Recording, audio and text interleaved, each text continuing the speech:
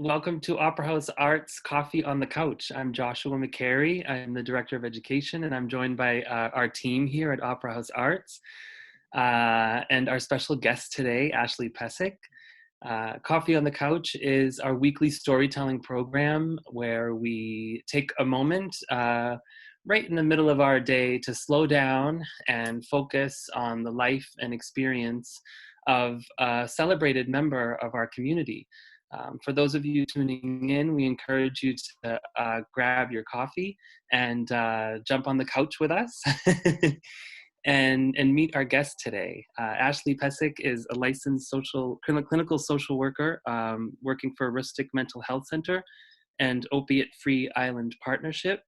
She also leads a crisis intervention team for Hancock and Washington counties. And Ashley, thank you so much for joining us and coming over to our couch today. Yeah, thank you for having me. I'm excited to be here. So there's no agenda to this conversation. We'll just do a round robin questioning, so to speak, and we'll start with Kate. Hi, Ashley. Good morning, Kate. It's so good to see your face. Thank you. My question is, I know that you are a mother to 8. Is that correct? Yes.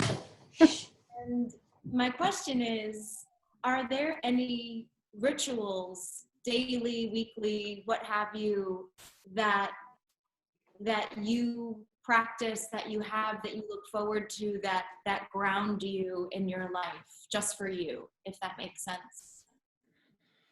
Oh, such a good question. There's definitely rituals with my kids, so I thought that's where we were headed. So rituals for myself. I really like Grey's Anatomy, so I would say it's been like a 14-year habit. So I look forward to Thursdays because that's like one solid hour. I know that they'll probably leave me alone and let me just watch that show.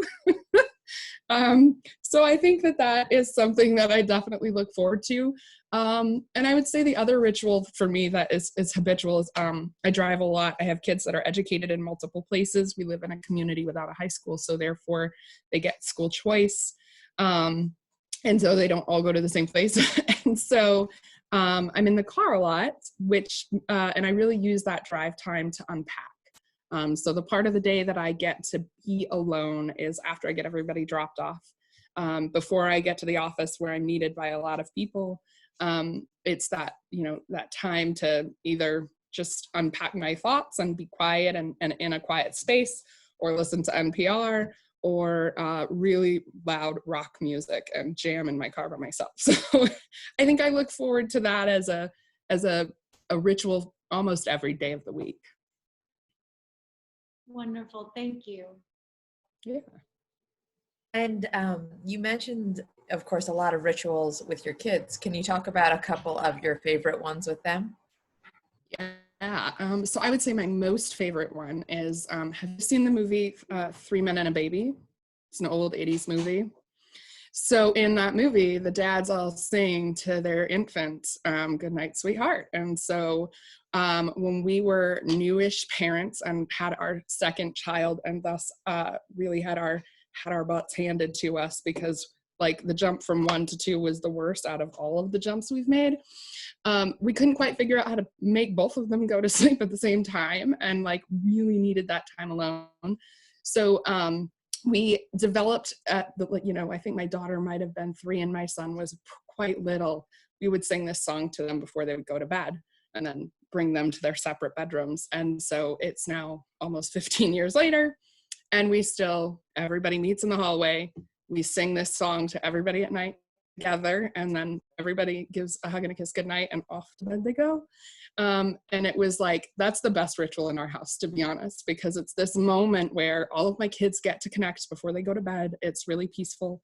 It's expected. We get teenagers to show up, which I think is impressive. It's like a way to go to bed on a good note. And it has helped us to prevent, how like toddlers will like come out of their room 42 times because they're thirsty or they didn't pee, even though they just peed 32 seconds ago. it really like quieted all that, which gets chaotic. I mean, that's bad enough with 1 or 2 kids, but you multiply that by 6 or 8, and then you've got 126 exits from the bedroom before people actually go to sleep. So this is like that one moment for like blissful connection. It takes us 30 seconds. But then we get this really quiet moment together before everybody goes to bed. And it's like a last moment to connect before they go to sleep. So that's my favorite family ritual. On the topic of connection, I've had the privilege of hearing you speak on a number of panels and at various OFIP events, and you've talked a lot about the importance of connection. So I was just wondering if you could tell us about other places in your life where you find connection for yourself. Oh, that's a great question. So I think human connection is so important for so many reasons. I think, life is limited and unexpected. And I think that making sure that you have connection is a priority, because we just don't know what's going to happen. I mean, there could be a pandemic, you get stuck at home with very little warning and think you are in a movie. No, I think that it's a priority to form connections wherever you can. And I think that both professionally and personally. And so in terms of my professional work, a lot of what I do has to do with trauma. I'm a licensed clinical social worker. So I work with all mental illness, and certainly not all mental illness is rooted in trauma, but a lot of it is. And so, I think I've learned over time, both in parenting and in the work that I do, that innate need for human connection, there's really not anything that surpasses that. And we have to take opportunities and sometimes make opportunities to have intentional connection with other people. And, I think in terms of my clinical work, connection is healing. And when you take somebody who has a severe persistent mental illness, having connection is a priority in their health and well-being and ability to grow. When you take somebody with a substance use disorder, we know from lots and lots of research, not having connections keeps them sicker longer. And establishing those connections can be hard, because there are behaviors that people with mental illness or trauma or substance use disorders exhibit that make it hard to connect sometimes.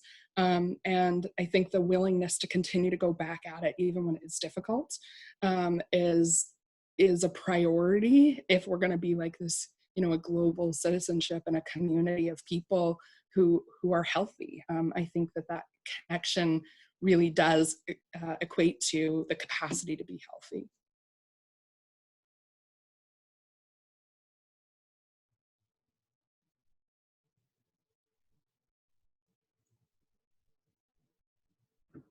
Sorry. I was muted. And Zoom kindly warned me that I was muted, which is the first time. I love that it does that. Yeah, it's really helpful.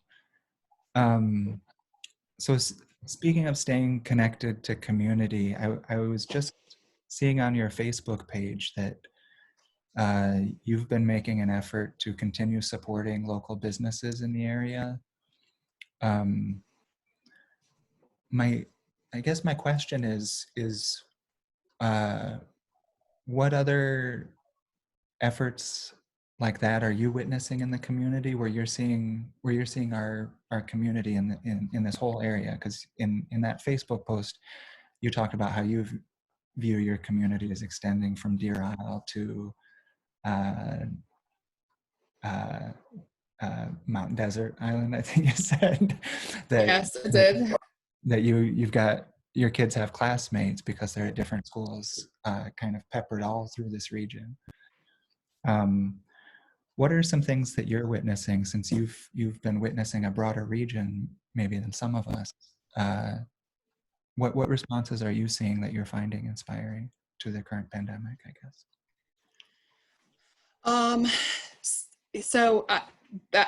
Let me go back to that post for a second and just say, really my community is so broad. I supervise both Hancock and Washington County. I would say the place I think of community is literally all of Hancock County because of the work that I do, but because of my kids' relationships and teammates, the interconnectedness is just, it's really expansive.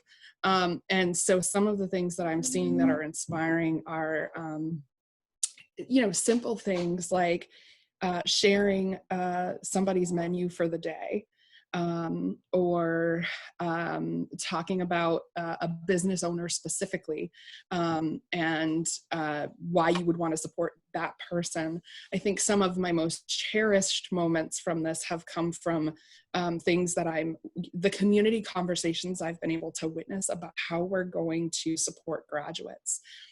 This is such a major milestone, right? And we have kids all over this county who are not going to get to participate in that in the same way all of the rest of us have forever. And what a major disappointment, with very little warning at a time when socially and emotionally it's developmentally appropriate for them to be with their peers, and they can't be, so they don't even have their support system. And so I'm seeing community members show up for them and brainstorm about how do we honor them, how do we honor this major moment for them. Be it one of the things that I saw that was inspiring was a post to try to get down Main Street of Deer Isle and Stonington, large banners with the seniors' photos on it. And I saw business owners as well as just individuals signing up to pay for those. Like, let's get this done for these kids. And so, I've seen things like that have just been truly inspiring, that we can take this moment where things are, I think chaotic is an understatement, and really work hard for one another. The school lunch program, it's amazing what the staff and community members are doing to ensure that children have access to a very basic need during this. And I would say it even extends beyond a basic need. They're getting an opportunity to go down to a bus stop and wave to somebody who's a familiar face. That food program is not just serving to feed those kids. It's really serving some level of emotional connectedness, some level of stability, some level of things not changing. So, I think some of those have been examples of things. And then when I think about the businesses and how this has been impacted, watching people rally to support a business owner who maybe is struggling, it's really been quite beautiful in a lot of ways to see people show up for their friends or even people they don't know and say, hey, I know somebody who knows somebody, and they own this great business in Bar Harbor. Please buy their things. They've never done this online before, and they're working really hard. And I think that's it's a way to stay connected, and a way to really show our support for the broader community. Ashley, I love what you said about community members coming together and asking how can we honor our youth. And it sounds to me through your words that you're talking kind of about creativity and resourcefulness and finding new ways to interact and respond to our reality. And we're kind of in the business at Opera House Arts of creativity and storytelling. And I'm just wondering if the arts or creativity form part of your life in any way, and if you could speak to that. Yeah, I mean, I think it does. So I will say, I don't think I have an artistic bone in my body. I can take pictures. That's about the extent of it. But that does not mean that I don't appreciate the arts, and that that I actually think all forms of art have been the thing that we've excelled at most during this. So I'm at home with 7 kids, and my 7 kids who live at home are in school. And so early on, I identified that the teachers who were going to be happiest with us were those who were in either the art teachers or the music teachers or PE teachers, because I think what we've been able to see is our kids need to use their hands and engage with some kind of medium during this, regardless of what it is. My 8-year-old really loves makeup, and so her sister teased her because we hiked Pine Hill and she brought a compact after putting on a full face of makeup. Her face was her canvas, and I think we've seen that they're craving that. They're really craving the opportunity to just engage with anything. And that's where we're seeing the most creativity, to the point where we have really sought out teachers and said, hey, I know you want them to do this test, but could we replace it with this project instead? And so, you know, I think that that has formed a basis for some level of emotional stability for my kids during this. And actually, if you can see behind me, you see all these photos. Yeah. So my family. And that was one of the first things we did during the pandemic is I went and took pictures of all of them. We got all dressed up and we went to the Bridge End Beach and took photos of all the kids to update the wall, because why not? We're trapped here. We need something to look forward to. And I think art gives us all something to look forward to, whether it's performing arts or visual arts or storytelling, which is probably my favorite form of art. You know, I think we've been able to use that as a way to just get through this. My daughters are dancers. They dance for Sue's School of Dance. And so early on we were able to, CLI, which is the institute that Twitch dances for and owns, from So You Think You Can Dance many eons ago, they started offering their classes for free during the pandemic. And so you can like go on every night at 6 or 7 and work with a different like world-renowned choreographer. So my girls have just loved that. And tonight we plan on going because, you know, hashtag we will dance. We are going to go to the Grand and do a photo shoot with what would have been their recital costumes. So we're going to go outside when it's dark under the lights, take some photos. And I think that those have been the things that we've, like the parts of our life that are connected to art or creativity, have been the things that have caused, I'm sure you can imagine with a lot of kids in the house, there's like a lot of arguing and stuff, moments where they're all engaged in something, whether it's building Legos or my son who is just building a house out of just materials found. Those have been the things that have created the most calm and the most ability to just, you know, get through our day and enjoy it. Ashley, I loved how you spoke about high school graduations and students needing to be around their peers during this time and connection. And it made me curious to know about that point in your life. Did you graduate from high school on Deer Isle? Is that right? I did not. I graduated from high school from the Maine School of Science and Math in Limestone. I did go to high school in Deer Isle until the end of my sophomore year, and then I did my junior and senior year at the Maine School of Science and Math. And you came back to this region, this place, and I'm just wondering, did you think you would come back? You always that's a great question. No, I did not think I would come back. So I started my life and my childhood in Deer Isle. And then after my father passed, I moved to Brooklyn, and I was educated in Brooklyn for 2 years. And then when I got the chance to go back to the island, I did, with a lot of gratitude and excitement. And so I went to high school there my freshman and sophomore year. And then sort of accidentally stumbled upon the Maine School of Science and Math. I was an Upward Bound student and heard about it through Upward Bound and kind of got excited about it and kind of applied without telling my parents. Didn't think I'd get in because math and science were not my thing. And then I did get in and I had to tell them. And so I went there sort of with this dream of I really wanted to be an OBGYN, which is probably a random thing for a 15-year-old to think like that's my life goal. And then I got an English assignment and had to write a paper about all of the parts of your chosen profession that are not exciting. And when I realized what those parts were, I realized I just didn't want anything to do with that.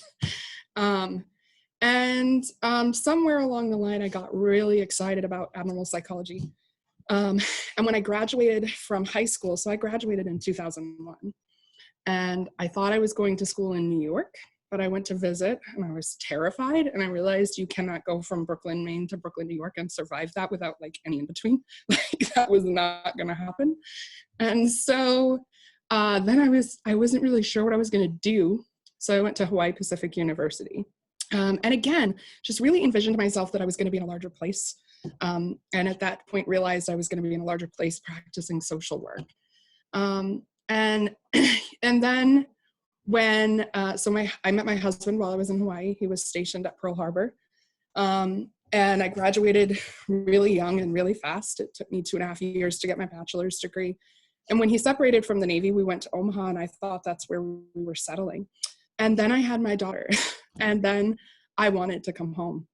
That is all I wanted was to, there's every place I've ever lived, I had access to the ocean, and in Nebraska, I did not. And I can't describe it. One, we were in Omaha, and I realized through this, like, I'm not a city person at all. And two, there wasn't an ocean. And so, when I was freaking out, I didn't have the place that I go that centers me.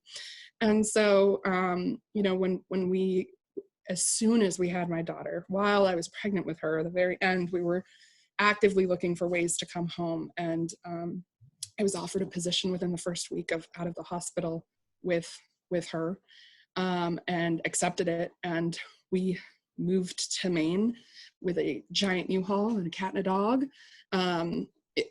when she was 5 weeks old. Drove across the country and came back home. And when I came back home, I knew this is where I wanted to be.